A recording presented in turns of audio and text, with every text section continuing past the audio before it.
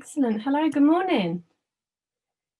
Good morning. I've just got people just joining me at the moment, so hopefully we'll start in a few minutes.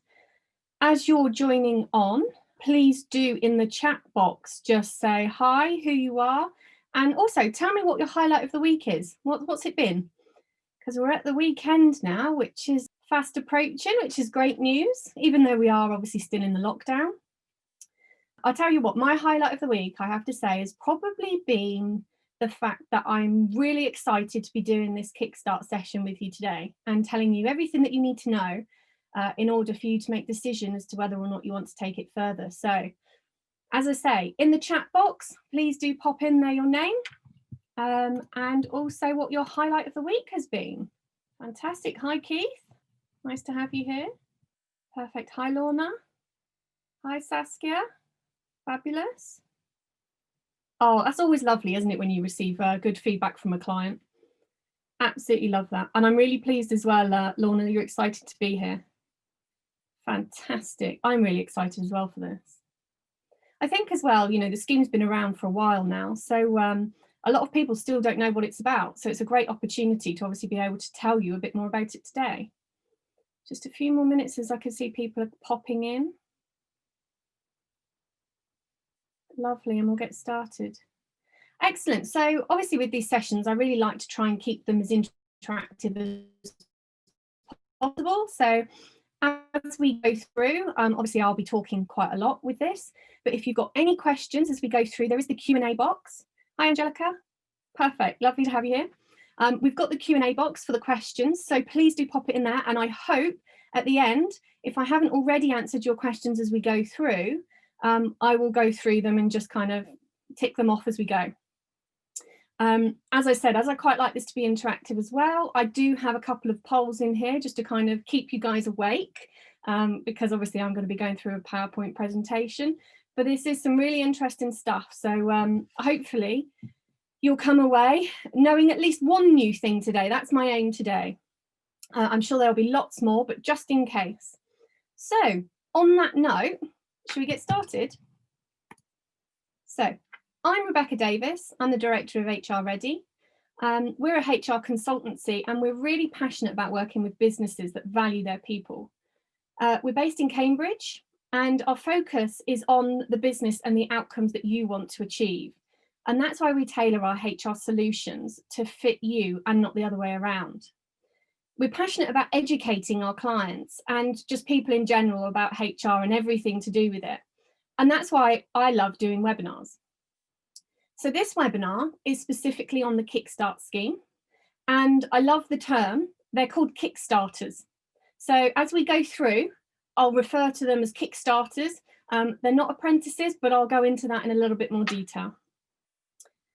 So hopefully, I should have just checked, everyone can see my slide deck. I'm sure we can. Please just let me know in the chat box that we can. Keeping you on your toes this morning. Yeah, perfect, good. Phew. I'm pleased the IT is working for me today. Lovely. So let's discuss then. So what are we going to cover in today's session?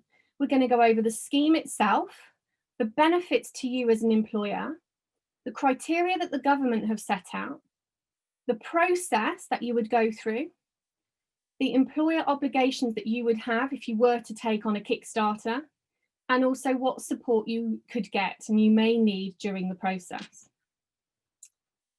So, in fact, before we move on, I am going to do a first poll with you. So, I've just launched it. Hopefully you can see it on your screen.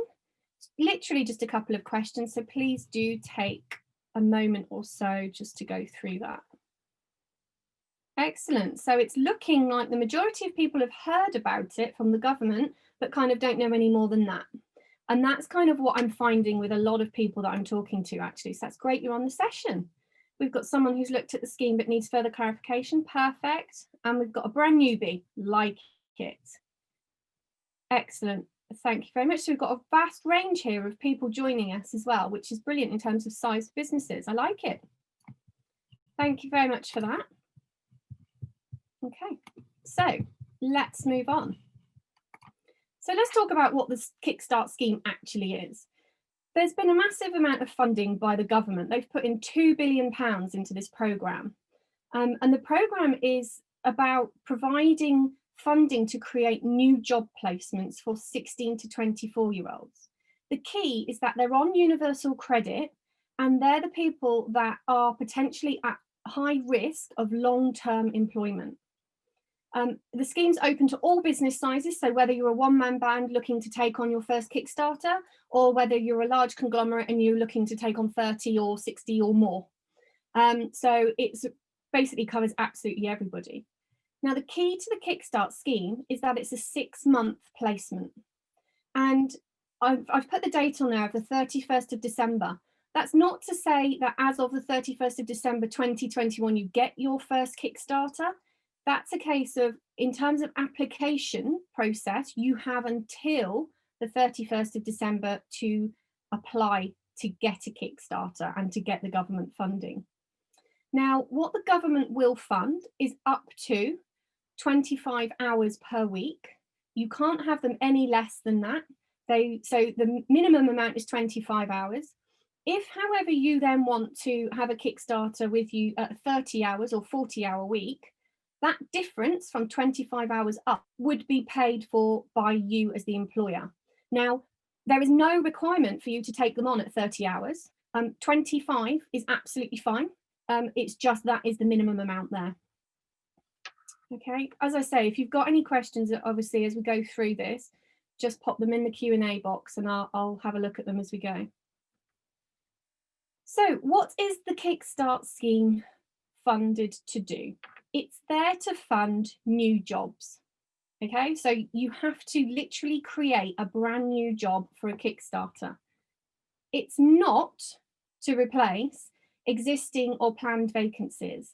You can't say, oh, I'm going to make my marketing guy redundant because he's actually costing me £60,000 and I'm now going to get some funding and I could train somebody up who's, you know, much cheaper.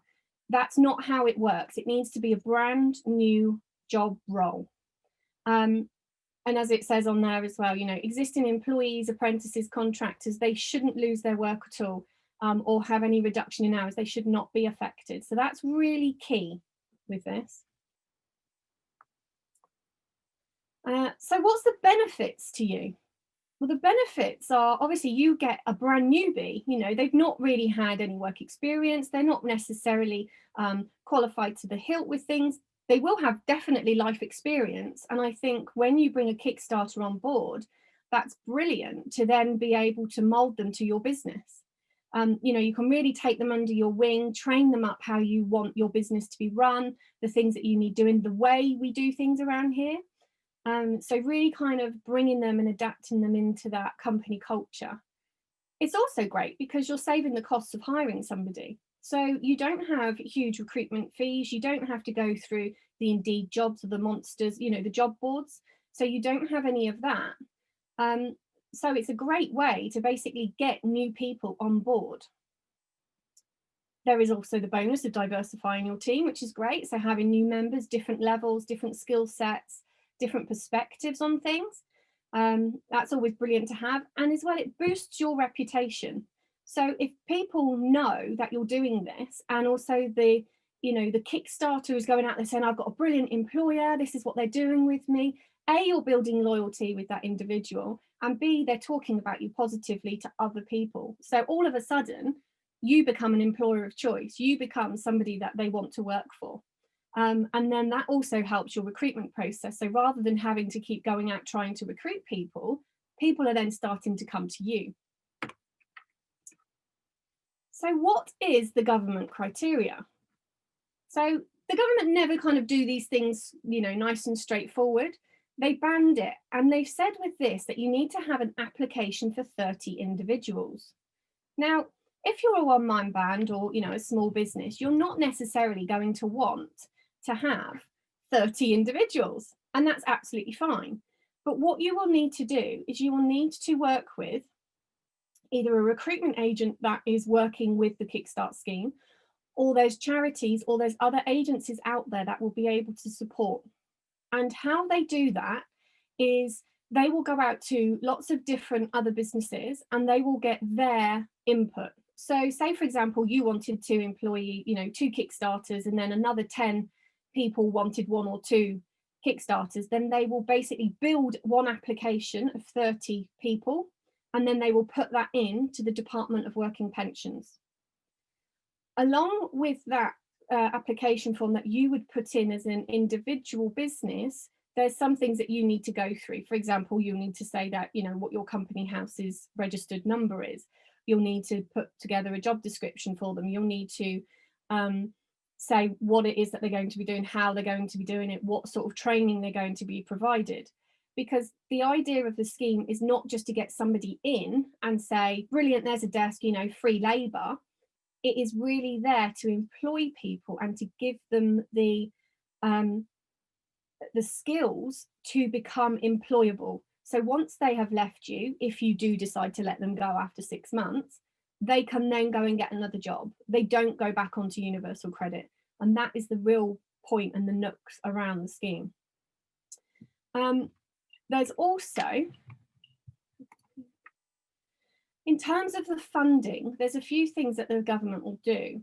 So if they had 15, so when you take them on, they basically give you £1,500 per Kickstarter you take. And what that basically is there to do is it's for employability support. And what that means is it means the cost for the IT setup, the software licenses, the administration to get them set up and in that workplace. And they will basically pay that to you as a one-off fee. They will also then pay, as I mentioned earlier, the 25 hours of work.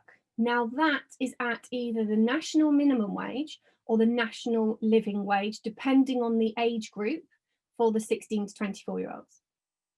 They'll also pay for any associated national insurance contributions, and they will also pay the pension element for the employer contribution for you. So that's fantastic. They're giving you help with in terms of the IT setup and things, then they're actually going to be paying people's wages up to the 25 hours. So it's a great scheme to get involved with. So let me just have a quick look actually at the questions. Do you get to choose which Kickstarter you get? And do you interview them and choose the best one? That's from Lorna. Yes, absolutely. I will come on to that with regards to the process, but great question. I'll go into that in a little bit more depth. And then I've also got a question from Paul. If you had a vacancy that existed before the Kickstart scheme, but which you did not fulfill and cannot then fill that through the Kickstart scheme. Okay, I did not fill. If I no longer be filling this with. So if you had a vacancy whereby it was live before, but you couldn't fill it, of course you can take that down and you can change the job description and the advert, and you can definitely put that through the Kickstart scheme. What you can't do is literally take somebody else's role who's currently doing it and terminate their employment to replace them. So absolutely, if you had 5 adverts, then you could take them down offline, and then you could change them, because ultimately, the adverts that you would have online, they would be qualified, they would be experienced to some level, and the people that are coming through on the Kickstart scheme would have very little in terms of experience and education past school leaving age. So that's excellent. I'm pleased. Thanks, Paul. Cool. Okay, so the process. This will help, I think, with Lorna's question. So when you submit your application, so if you have 30 people, you as an individual could submit your application. If you obviously go out to other, a recruitment agent or to a charity or something similar, then they will need to wait until they've got 30 people before they put an application forward.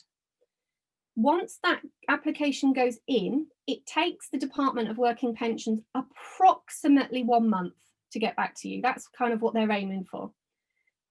Once it's all approved, it then gets sent to the job centre. And at the job centre, you get assigned a work coach. Now, that work coach will look through all the job descriptions and all the applications and will say, right, you're looking for somebody in marketing, you're looking for an admin, etc., whatever that looks like. and they will pull candidates together for you. And they will send it to you then for review. And out of that, that is when you then start to go through the interview process. And I think one of the key things when I talk about this and the interview process is you've got to remember that they're not, they've not got huge amounts of experience, they've not got high qualifications.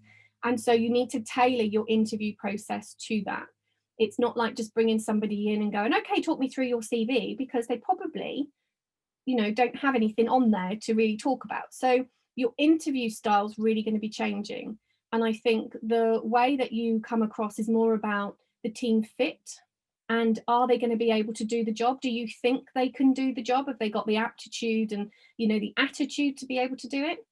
And then once the interviews have taken place and you've decided on the candidates you want, the Kickstarter, then you hire the candidate. So I'm just interested to know, I'm just going to do another quick poll. How many roles do you think you might be looking for? So please do answer that. I've just had another question come in from Lorna, thank you. So what if it doesn't work out? Do you have to keep them for 6 months? Absolutely not, no. So if they don't work out and after say 2 months or 3 months, you can then terminate the employment and offboard them. There's actually nothing to say either that even if you do keep them on for the full 6 months placement, do they need to stay with you? So you could literally have them for 6 months and then you could just part company and say thank you very much. And I think one of the key things with this is you can then go out and get another Kickstarter. And when you do that, the government will also then carry on with the funding. But you will need to go back through the process again. So one role, one Kickstarter, that role finishes, but you don't take them on. You then want another Kickstarter, so you put the application back through again. You get the government funding for that role, that individual, and then you will then receive the payments again for that setup of that individual. So it's literally done on a per role individual basis.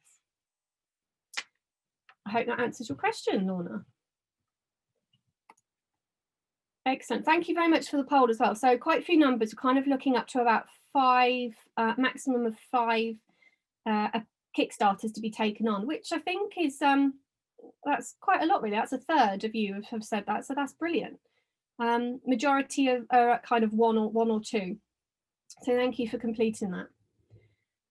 So in terms of your obligations as an employer, what do you have to do? Because the government are obviously funding this.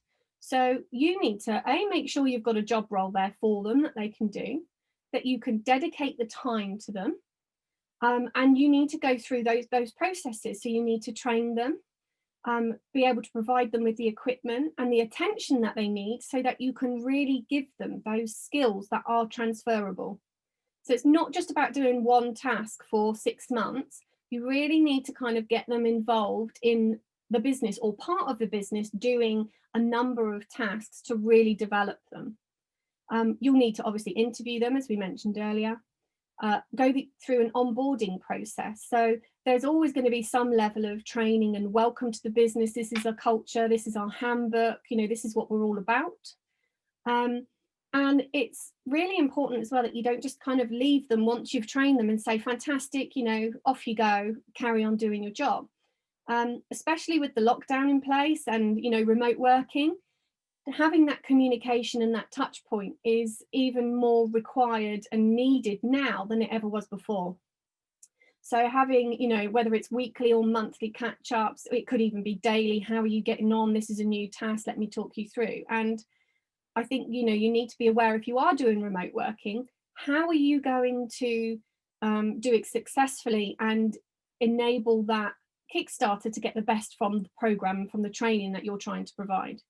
Because as you know, being in an office, it's usually easier to train people than it is being remote, but it's not to say it can't work. It's just something to think about. You've also got the health and welfare. So if you're, working at home or in an office, you've got health and safety obligations that you need to fulfill. Something as simple as doing a workstation assessment. Obviously, if you're in an office, then obviously it gets more than that. And then you've got contractual obligations. So you can't just hire this person on any contract. You need to hire them on either an internship, or on a fixed term contract. And that's really important in terms of what employment rights you're going to give them. So really check that one out. So that's the employer obligations there. We've then got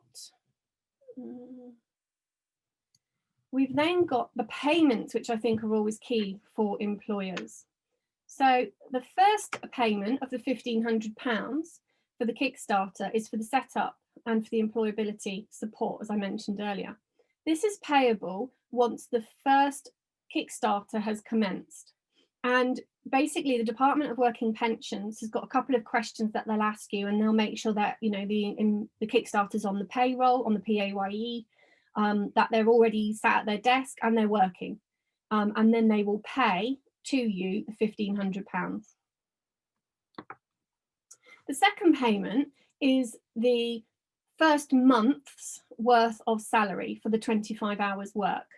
And that is then paid in arrears through the PAYE. So you have to run your PAYE first, and then they will backdate that pay for you. And it usually lands in the account on about the 6th week of the placement. Okay.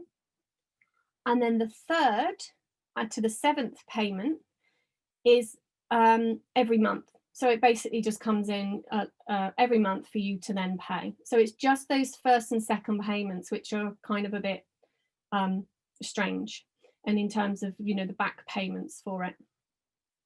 I've got another question here as well, is do they have a probationary period? That's a really good question.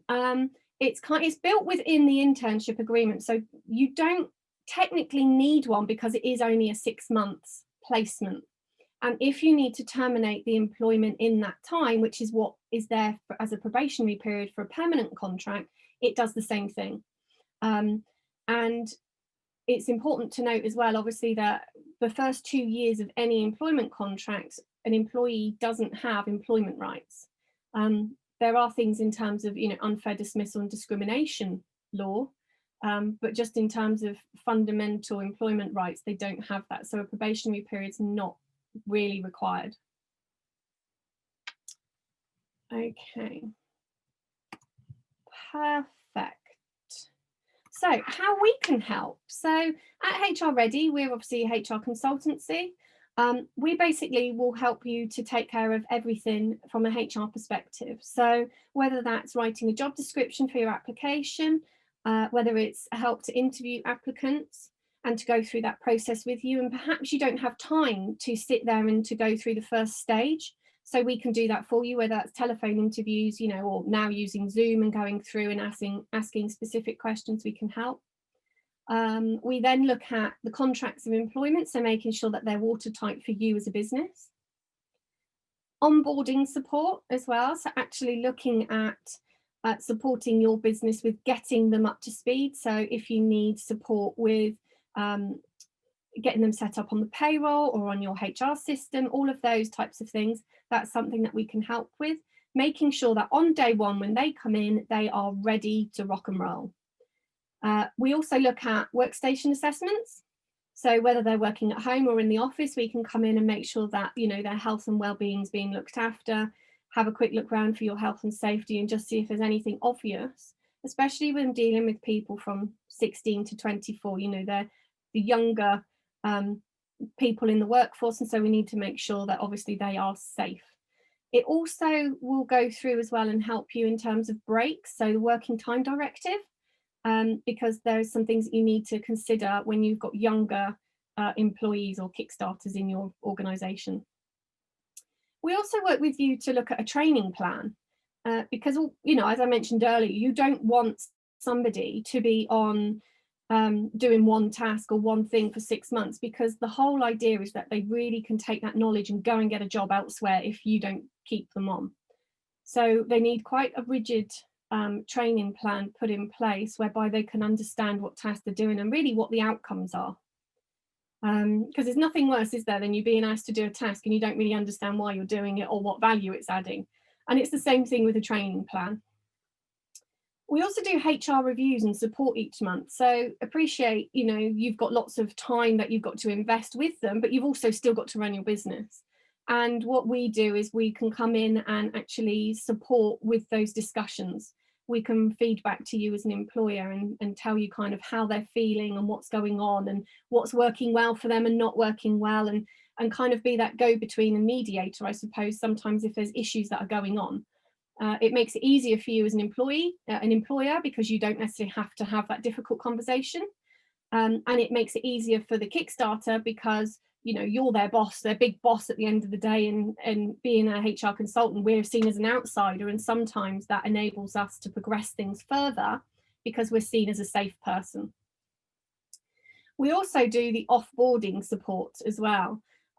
So that's around whether we're terminating somebody. So thank you very much for the 6 months placement. This is the termination process, or whether you're going to then take somebody on. And as Lorna mentioned earlier, and I answered the question around what happens if they part way mid through, that's again something that we will look at and support. So kind of anything during that time of that placement for 7 months, we basically take care of everything. Within that as well, we basically as well give up to 10 hours worth of telephone or email advice with regards to that Kickstarter. So you're not left alone doing this. You kind of know what you're doing and you're in safe hands. As a thank you as well for obviously being on the call, I really want to kind of give back to you guys and do a 30-minute HR consultation with you. It's free of charge. It can be on the Kickstart scheme if you've got more questions. I do have some pop through, so I'll have a look at those in a minute. Or it could be on anything that's going on in your business that you're just kind of going, I need a bit of support. Especially going through COVID at the moment and with the lockdowns and stuff, sometimes it's difficult to get support. So any burning questions that you've got related to Kickstart or otherwise, I will be getting in contact with you because I've got your email addresses and things. So I'll be getting in contact and seeing if you're interested, just to have a quick chat. Literally no obligation. I just want to make sure that you guys have got what you need. And if you do decide to go down the Kickstart route and you do want support from us at HR Ready, then we will basically go through and do the job description ready for you to set up your application and put that in. And that is also free of charge with us. So it's really, we're there to help and support. So thank you very much for listening to me and kind of going through the conversation and the slide deck. Now I've got a few questions I just want to have a quick look at and make sure I've covered. Okay, so I've got one question here from Gren saying, if you have someone in mind who is unemployed and within the criteria and you know would be ideal for the role, can you ask the DWP to include them in the candidates? Very good question. If they are already within the job centre and they're already there under the universal credit, so they tick all the boxes, then I would suggest that you go and speak to your coach, your work coach at the job centre, and say to them that you have somebody that you want to take in mind. If they obviously agree that it is all part of their criteria, because remember the key here is that they've got potentially long-term, they're at risk of long-term unemployment. So it depends what the criteria is at the job centre, because they will do those ones first. So if they are just 16 to 24 and on universal credit and they think actually you'll get a job, then you're not going to be within that pool of people, but definitely mention it to them and see what they say. That's the only thing. They could always just turn around and say no, sorry, but you need to ask the question. From Rosa, what are your suggestions about onboarding and making sure Kickstarters make a success of their role? That's really good. So really for this, I think at the moment, it's just about being inclusive, and it's about just communicating with them and telling them what's going on. Do you remember when you were 16 or however old you were and you went into your first role, probably nervous as hell, not got a clue what to expect. And I think, as an employer, you just need to kind of be there to tell them it's going to be okay, this is what's going on. And as part of the onboarding process, the main piece of advice is be prepared. So have your training plan in place, know what your first couple of weeks is going to look like, so that they can see that and go, wow, these people know what they're doing. You know, they're on the ball, they understand what they've got to do. And I feel safe knowing that they know what they're doing. So I hope that answers that one. If you know someone that's within the age range of looking for work, could you add them onto the Kickstart process? So the Kickstarter process, as I mentioned, is literally for candidates that are already at the job centre and have been approved by them for the criteria of 16 to 24-year-olds on universal credit and with high risk of unemployment. If you have got somebody who is of a graduate calibre or something like that, then they would not be included in the Kickstart scheme. However, they could then be included on other schemes such as a traineeship scheme or an apprenticeship scheme, and that's completely then separate out of the Kickstart scheme. Is this only for employers? This is for all businesses. So if you are registered at Companies House and you have a Companies House registered number, then it is open to all businesses. Do we have any other questions? Because I think we've covered quite a lot today. You're welcome. Any other questions? Oh, yeah. So I've had a question from Lorna. Do you have to return the £1,500 if it doesn't last 6 months? Good question. There is nothing to say that you have to do so. There is nothing to say you have to do so. At the end of the day, it's there to set the person up to do it. Hopefully going through the job support with the job centre and going through the interview process and, you know, getting them in, hopefully during that part, you know, it's a 6-month placement. So if it's not going well, hopefully it's towards the end of the 6 months that you realise, and then you can just terminate. But yeah, you shouldn't have to give the £1,500 back. There's nothing to say that at the moment anyway. Does the payment reduce if one or more of the employees stop the programme? In terms of the salaries, they will continue to receive, obviously, for what they are working. So if somebody drops off the scheme, then the salaries stop. And in terms of the £1,500, that's an upfront payment. So nothing should reduce unless, obviously, you terminate them. Oh, you're welcome, Paul. Thank you. Oh, and you're welcome, Lorna. No problem at all. So Saskia has also just asked what is the best way to find candidates? And really, the only way to find them is to go through the work coach at the job centre. They will provide you with everything because you can't select your own candidates. So you really have to go through them, and they will provide you with all the information that you need on the candidates. And then you just need to do the interview process outside. Perfect. Any other questions at all? You're welcome. Excellent. Well, I want to just give you a big thank you. Thank you for coming on board and being interactive with me. I have literally got, if you don't mind, before you all go, one last poll. Because I just want to know if you found this informative, and I'm also going to be running some more webinars. So please have your say as to what information might be informative for you, what you're interested in. And then I'll, of course, let you all go.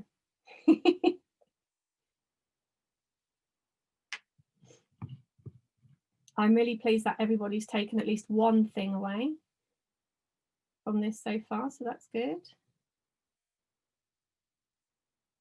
That's great. I'm very happy that everyone's taken one thing away from that today. That was my biggest worry. And you all found it informative. Fabulous. That's brilliant. Thank you ever so much, everybody. Really, really appreciate your time today. I'm pleased you found it informative, and I hope you have a wonderful weekend. And I will, of course, keep you updated on upcoming webinars. Take care and speak to you all soon. Bye for now.